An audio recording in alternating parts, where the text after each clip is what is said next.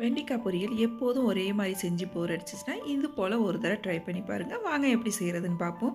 அதுக்கு கடாய் வச்சுக்கங்க. அதில் ஒரு 2 டீஸ்பூன் அளவுக்கு எண்ணெய் விட்டுக்குங்க. கடுகு உளுந்து 1 டீஸ்பூன் சேர்த்து நல்லா பொரிஞ்சதுக்கு அப்புறம் நம்ம வெட்டி வச்சுருக்க வெண்டைக்காயை இது கூட சேர்த்துக்குவோம். இன்றைக்கி நான் 250 கிராம் வெண்டைக்காய் எடுத்திருக்கேன்.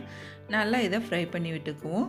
வெண்டைக்காயில் உள்ள கொழகொழப்பு தன்மைலாம் போகிற அளவுக்கு நல்லா வதக்கி விட்டுக்குவோம். இப்போ இது வதங்கிட்டு இருக்கட்டும்.